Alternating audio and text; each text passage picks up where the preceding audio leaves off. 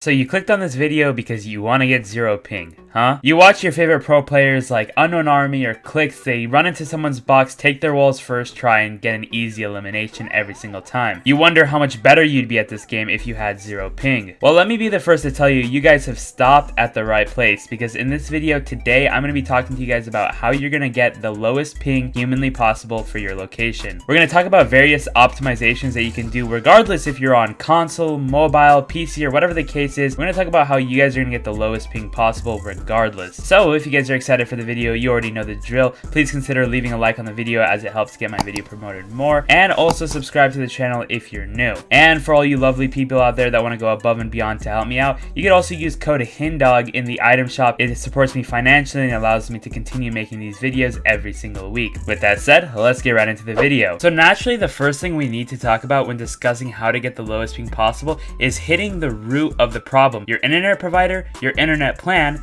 and your connection type. These are the three most basic and also, guys, quite frankly, the most important factors in terms of how low your ping can get. Everything else we're going to discuss throughout the video is going to be supplementary to these 3 points. So that's why I'm going to dedicate a good percentage of this video towards specifically this topic. First things first, your connection type. Guys, if you are not connected to Ethernet, regardless if you're on mobile, console, Switch, PC, anything like that, if you are not using a hardwired connection, don't even watch the rest of this video, because this is the biggest tip that I can give for you guys. So what is a hardwired connection? Glad you asked. A hardwired connection is basically an Ethernet cable that runs directly from your modem or router straight to your computer, console, mobile device, or whatever the case is. It's basically connecting the internet directly to your phone without having to jump through the air, without having to jump between walls for the signal to get from that router to your phone or to your computer or to your console. Dependent on how far your device is from the router and how many walls are in between the router and your device, it's gonna mean that you have more and more additional ping that is completely unnecessary. I've seen ping reductions of as much as 20 or 30 by simply plugging in this one cable. Now when you guys go shopping for an Ethernet cable, I'm going to recommend a Cat 6 or a Category 6 depending on how they brand it. A Cat 6 Ethernet cable will give you guys enough bandwidth, 1000 up and 1000 down. Most internet plans don't surpass that, so you guys are going to be big chilling. Going for a Cat 7 is overkill. You're going to have to pay extra for the extra wiring, and a Cat 5 is a little bit too low for most internet plans as well. I've heard so many people make the excuse, hey, my router is over 100 feet away from my computer, it's just not possible. Well guys, there's 100-foot Ethernet cables for a reason.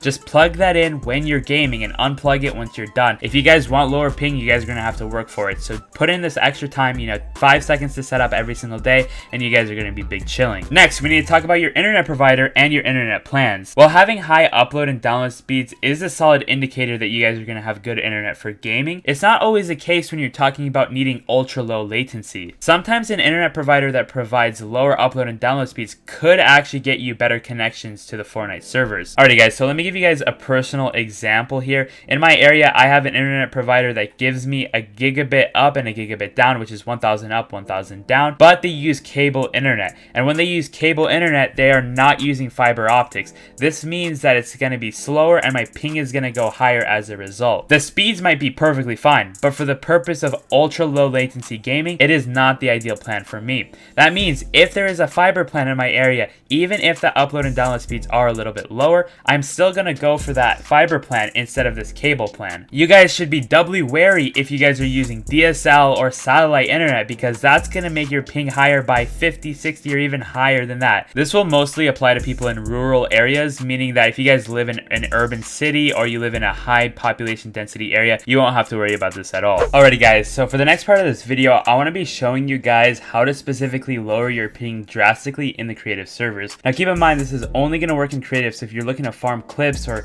really get those creative montage clips going or whatever the case may be, you're going to get a lot better ping in creative if you use this trick. So what you guys are going to want to do is basically you want to erase all the data on all these example servers, all these featured servers that Epic Games gives to you. Instead of just having them linger around and actually cause a lot more data to be processed throughout your computer, what you guys want to do is fill in this code on all of the servers, and once you fill them all in, you can set your final map to whatever you want, aka your own island, and all these maps are going to be absolutely empty. So as you guys can see, all the maps are up fully loaded now, and the only map that actually has any information at all is your own island. So now when you go to your own island, you're gonna have the lowest ping possible. Next, I'm gonna offer you guys a few simple tips that you guys can use to have a more reliable internet connection and less stutters. So I want you guys to think about your internet connection as a running tap of water, and that tap of water is only as strong as your internet plan is. If you guys have too many applications open or too many devices connected to it at the same time, of course that faucet is gonna get slower and slower,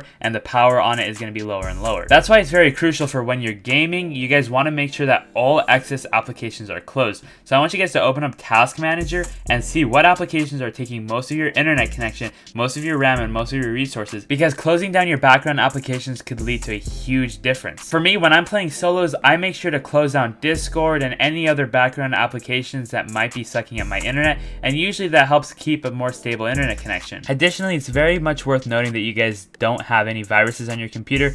You guys can use Malwarebytes, a free software to check to make sure you don't have any viruses, and if push comes to shove, every once in a while you guys can factory reset your computer, which is going to make sure that you guys don't have any background processes that are unwanted. I personally factory reset my computer once every around 6 months, and I'll usually have around a 64GB USB drive that I can connect and have all of my files that I don't want to get deleted. I'll save it onto there. And finally, for this video, I want to talk to you guys about why you guys should not be downloading external software if you guys want to lower your ping. While there are indeed some legit developers that try to lower your ping using external softwares, in my opinion, they are usually either very minimal or not even observable at all. Now, in my opinion, there's only a very select use case for downloading external software, and if you guys want to use those rerouting plans like no ping or exit lag, potentially that could work for you, especially if you guys are on higher ping, 40-50 ping or higher. The theory behind these premium softwares is what they'll do is they'll go in and they'll find the fastest route from you to the Amazon servers, which is what Fortnite uses to run their games, and basically if you guys have higher pings or very high pings,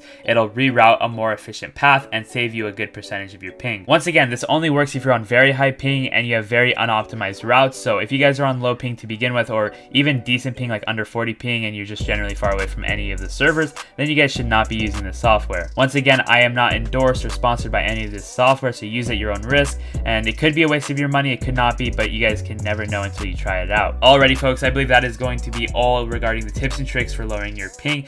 In the next video, I want you guys to let me know in the comments if you want to see me talk about how to play on low ping, or how to play on medium ping, or how to play on high ping. Basically break down how you guys should be playing dependent on what ping you guys are playing on, because there are multiple play styles that will lead to success regardless of what ping you play on. Obviously, apart from that, make sure to leave a like on the video if you did enjoy, and subscribe to the channel still if you are new. If you made it to this point in the video, you obviously enjoyed it to some extent, so please show me some love back. I'd really appreciate it. With that said, I'll see you guys all in the next one. Peace.